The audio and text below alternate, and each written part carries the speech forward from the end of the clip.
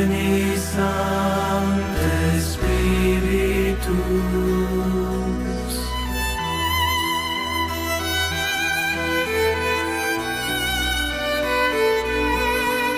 Hello, my name is Errol Fabian. Welcome to The Calling. In this series, we meet some remarkable men who've dedicated their lives to their community and to their God.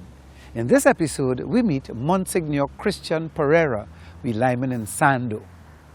Msgr, could you tell me about your boy days? Well, that's a good question. Going back a little time now. I was born in Gonzales, but at 3 years old, family moved to St. Anne's, and I lived next to the Chinese Association and in front of the Botanic Gardens, both of which were playgrounds in many ways. In the Chinese Association, we had a regular line there where the big men would be playing billiards and pool, and the boys and the children would be playing football in the yard. They had a nice yard. So we had a little group in St. Anne's, small goal kind of football. Around there, the gardens, the Botanic Gardens was a nice place to go for outings. Climb the hills, climb to Chancellor from the back. And then the big savannah was an important place. I used to enjoy going to races on Boxing Day. My father liked to take us to races. He didn't gamble, but watching the horses run was a nice thing. But I always remember Boxing Day races because we used to get 7-Up and curry shutang. And for me, Boxing Day horse racing was curry shutang and 7-Up. Sounds like a deadly combination. A terrible combination. Unforgettable. I wouldn't tell you how long ago it was, but I haven't forgotten it yet. Would you say church was a big part of your boyhood days too? Fairly much so. My parents were, religious, devout Catholics. I, as a young boy, was serving at the altar, both at the St. Anne's Parish and at the Rosary Monastery, which was next door to where we lived. So I had a kind of close association with the church. I'm the eldest of 6 children. And being in church was cool, no big thing, grew up as, but never in any way affected how I lived. Right. Because in those days, party was a regular thing, but we used to, I don't know if they still have Dutch party. Right. The boys had to bring the drinks and the girls had to bring the food. And that was from house to house. A different home would have a Dutch party this weekend or that weekend. They didn't have clubs, what to call it, discotheque it was. Right. When it started to come out of the house parties, it was discotheque. But I was put out of JB's because I went to JB's with a group of people but I had on sandals. And I wasn't allowed to go into JB's because I had sandals. It was a classy place to get put out of, not no. That JB's in Balsain, they don't have that again, I think. No, not long gone. But tell me about your school days.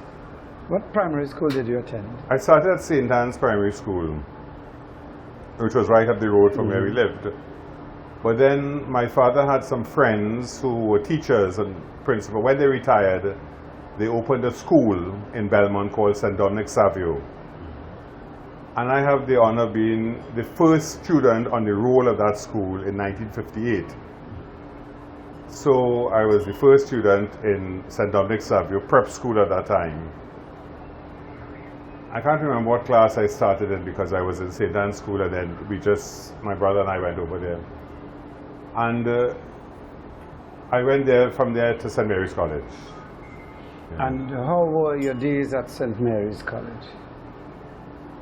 Cool. Never the top stream of classes because I had some other important things to do. Right. As a student, I played football a lot again because football was a real love for me. My father worked at TNTech and they had a trade school there. So I was fortunate to go to trade school while at St. Mary's College. Because I always had a liking for using my hands. The toys that I got at Christmas were Meccano set, Lego, hammer and saw, carpenter tools.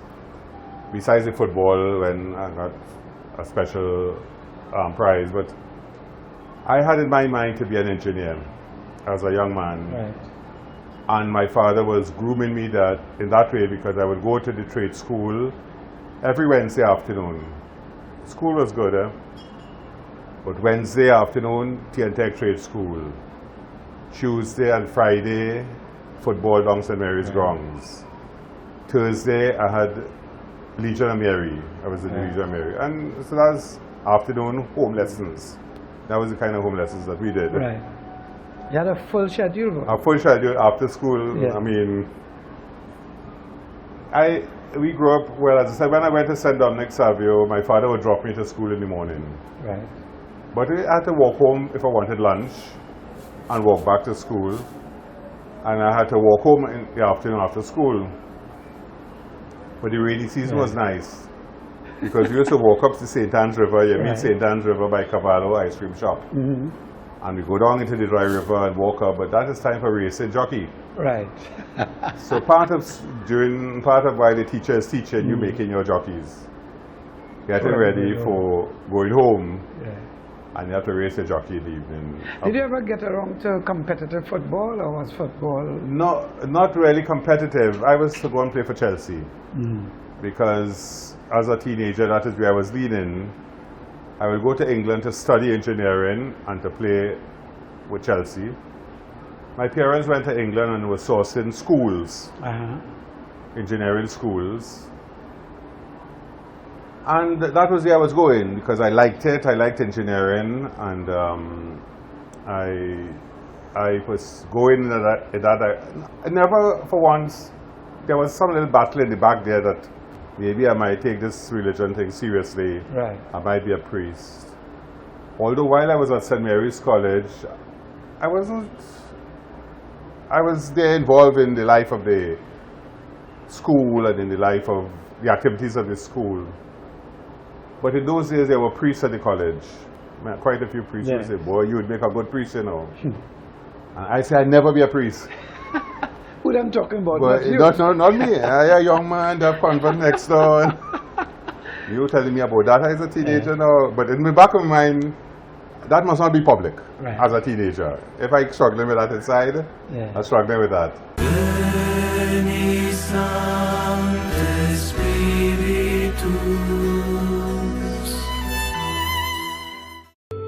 Generation S is for service. It really wasn't about, I want something for me. It was about, I want to do this because this is what I feel God calling me to do. There are people in the community who are seriously sick and want a word of prayer. Yes. People who may be dying and want to be accompanied with prayer at that moment in their life. All are invited to ponder service. Get involved in Generation S.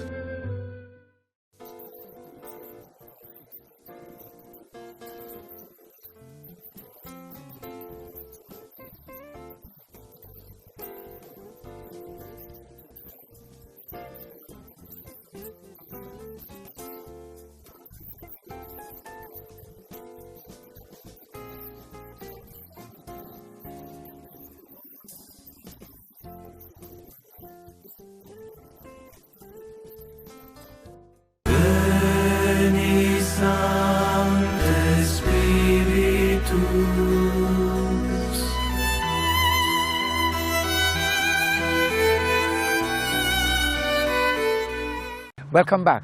As we continue our chat with Msgr Pereira, we find out about his first job, a big-time salary job. I went to college. That in the back of my mind. I left school, finished with GC, it was in those days. Cambridge?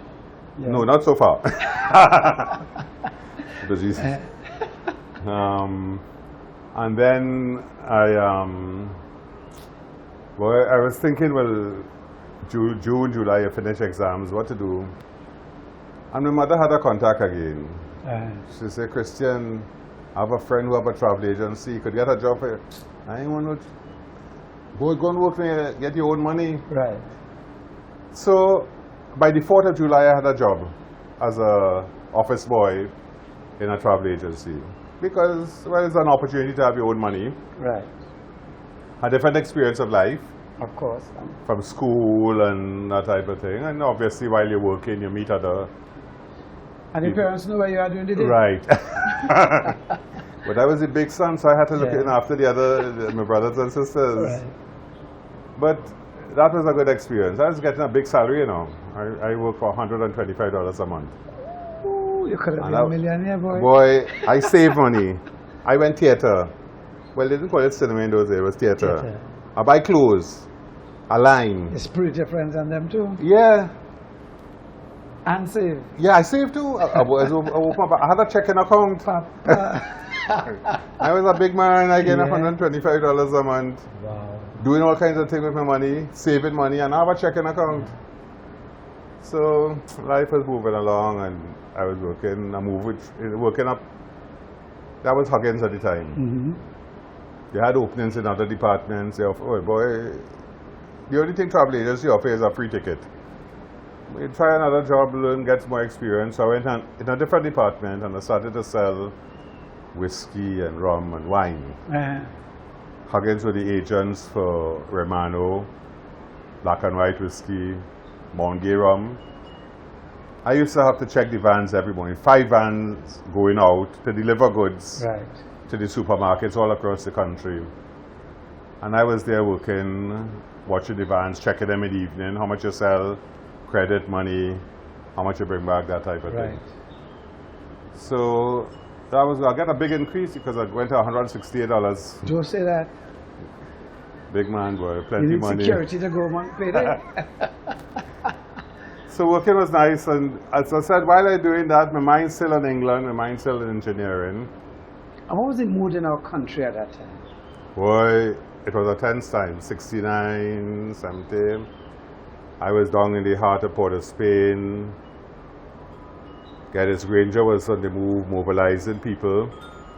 Actually, Geddes Granger was in a club with my father. My father and Geddes Granger were in Pegasus Debating Club Society. Okay.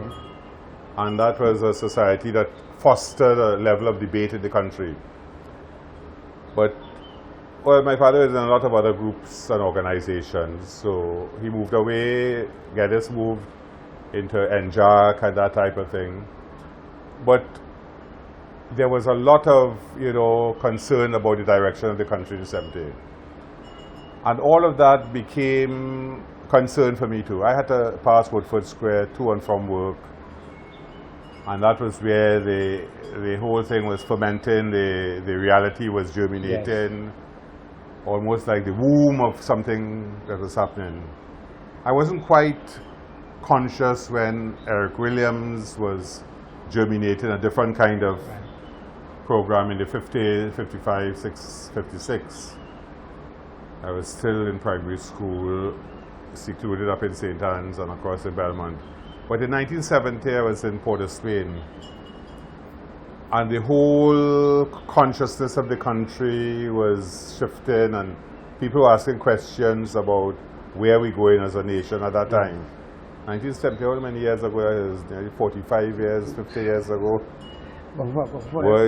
This is 44 years. Yes. And the questions have not been answered as yet. No. Or have not been significantly addressed. But that made me start to think about engineering and my life and where I want to live my life, how I want to. And then the hidden thoughts of priesthood started to re-emerge. Yeah. When I felt, boy, this is my country.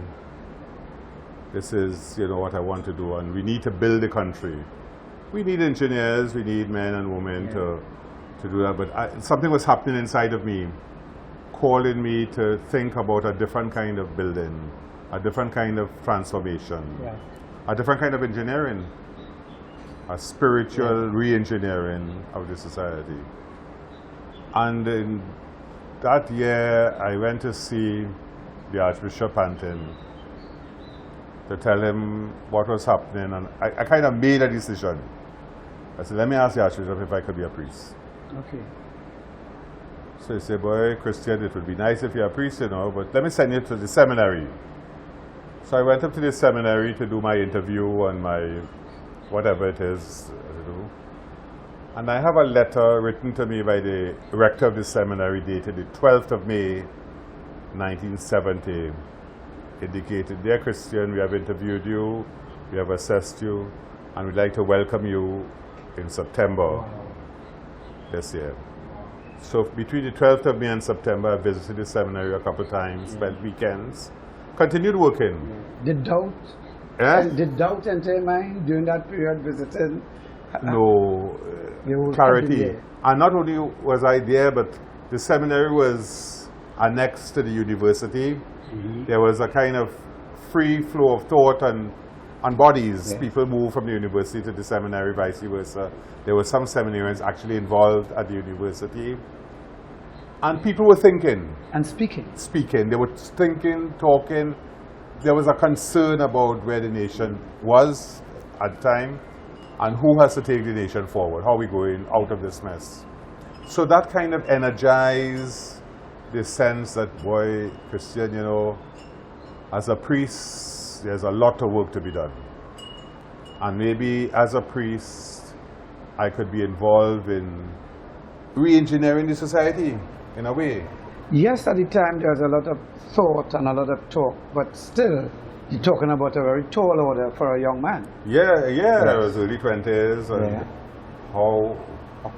but I was not alone, because there were young people, there were people my age, people who were studying to be priests as well, people who were not in the priesthood but were concerned about the society. There was a consciousness out there that this is a new generation, the 70s in Trinidad. Tapia was kind of, Lloyd Bess was, being formed as a thought group, as a thinking group, consciousness raising group, you know, because at that time they didn't have the sense of being involved in politics. I didn't see myself being involved in politics at all, but very much more and more committed to the society, more and more feeling that I am a Trinidadian, I was born here, I belong here, and if God wants me to be a priest, He wants me to be a priest here. Because, as I said, when I was in St. Mary's College, the attraction of going to work in Africa, going to work in South America, going to be a missionary, that was attractive in some ways, and that is what, you know, the priest said, you know, Christian, we're opening up a mission in Africa, we're opening up a mission in South America, Paraguay, and those places. It sounded exciting. Priests were coming back from those places to tell us the challenges they had there. And as they spoke about Africa, as they spoke about South America, I was here in Trinidad. I was feeling, you know, yes, but we here.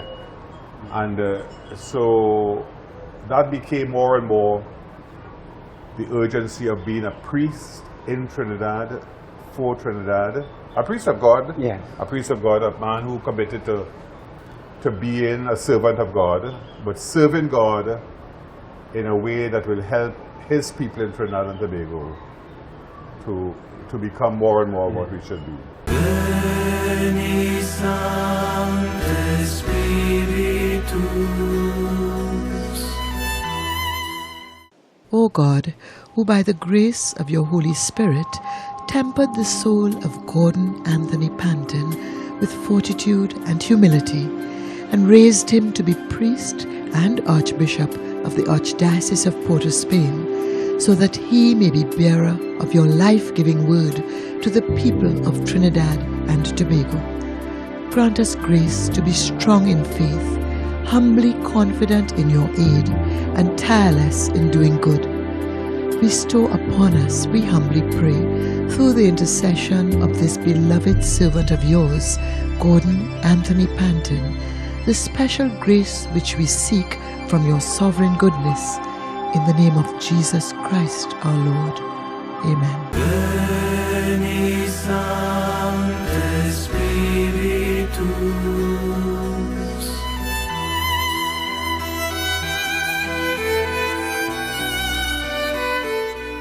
Welcome back. We continue our chat with Msgr Pereira, and this time we learn about a children's fund, a very unique start to a children's fund.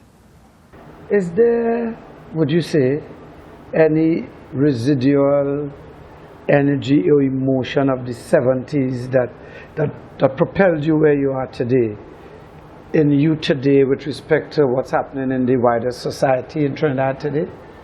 or in the region even? The energy from the 70s is still there. Yeah. Residual, maybe because, you know, we have gone through so much. And we have been terribly destroyed by something we call, what, the oil boom? There's some that kind of word. Where there was a kind of an amount of money, which is still available to the country. The country is rich. Whether the money is legitimate or not, we don't know. But there's a lot of money in this country. And that is destroying our soul in a terrible way. I have started something. A little child from St. Gabriel's wrote to me. And she said, "Dear priest, I am sending you this $20 to help children who are poor, who cannot buy book." Boy, a child's handwriting, a nice little, she made her own envelope. And I got that. You see, Christian, a child is thinking there's hope. So I took it on the altar one weekend and I said, that was at the beginning of holidays last year. I said, I want to have a children's fund called the Daniel Gonzalez Good Samaritan Fund. Because all of your children will get pocket change for the holidays. To go KFC, to go this, to do that. And I want you children, I don't want no blue notes, I want children's money. I want children to give me some of their spending money. Yeah. Because there are some children who never could see KFC. Not that this is the best thing, but no, but they can't even buy books. I was amazed at the response to that. Well, it wasn't only children. Right. Others started to, if I have a good idea. I got over $20,000 last holidays. And what I did with it, I bought book vouchers from all the bookstores. And I evaluated requests from people, well, with the help of the St. Vincent de Paul, with the help of other parishioners. And I said, this is a children's fund and it is only for school books and school-related items. And we will continue that. And I tell children constantly, I want to encourage children to give collection. Not that I need the collection, but children have to learn to give. We are in a society where we get too many things. And take. And we take. We take, we get, we want.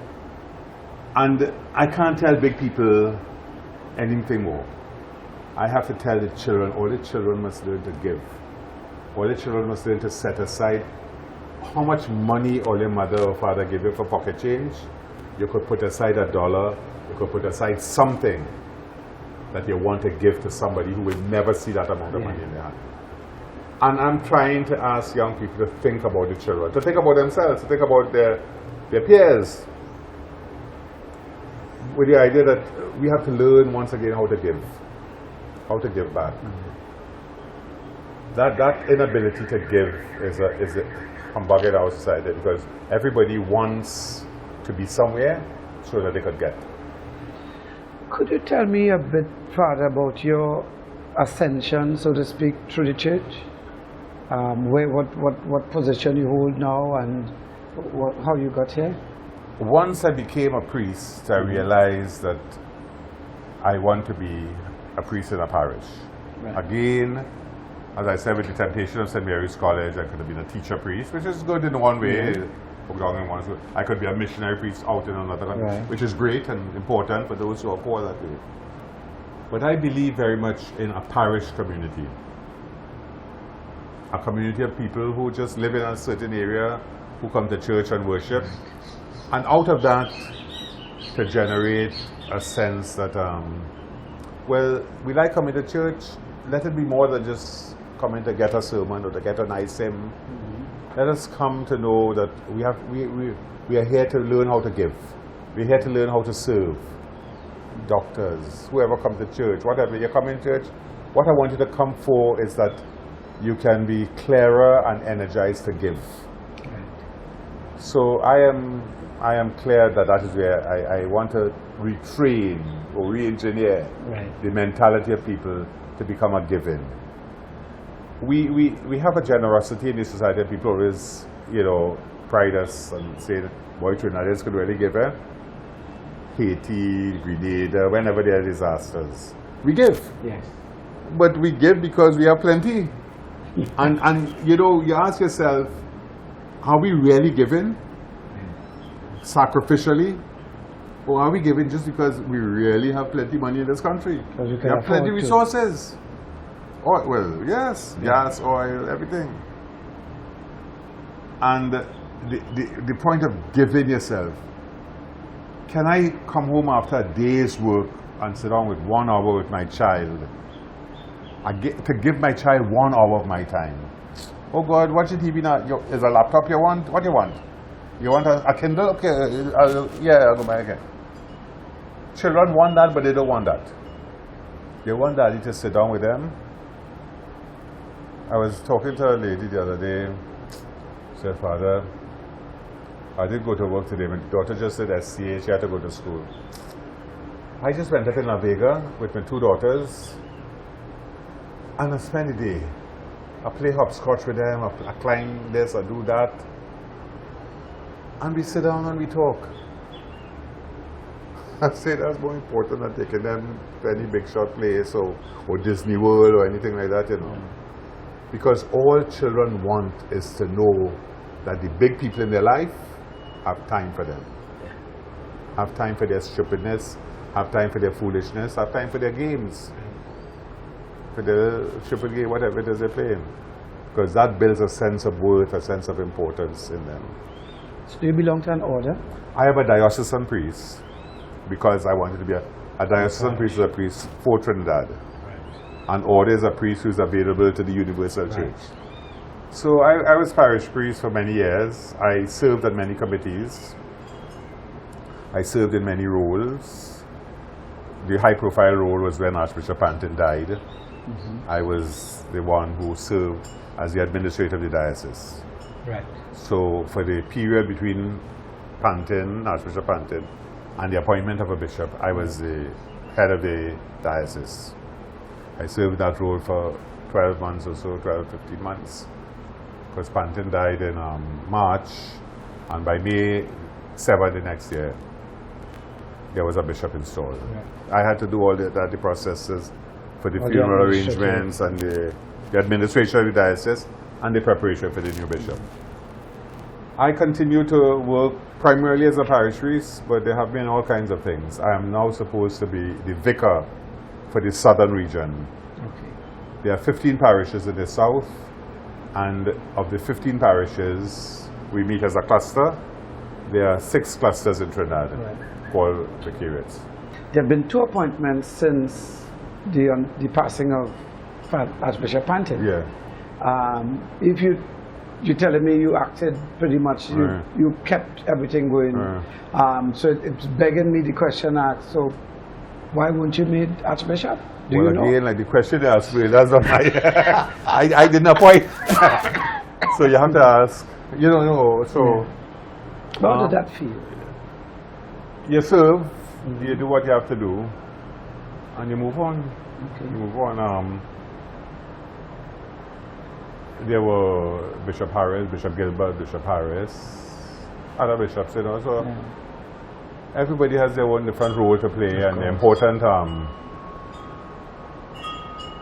important responsibility to carry out. So in a very real sense, I have my work to do, and I am enjoying doing. I enjoy doing whatever I had to do, and will enjoy whatever I have to do. I am enjoying the South, which was difficult to get accustomed to. Although I did 3 months in Superior, I did 2.5 years in Point Fortin. San Fernando culture is a different It's a different culture. And I mean, how it's different? Well, I don't know. But it's not the North.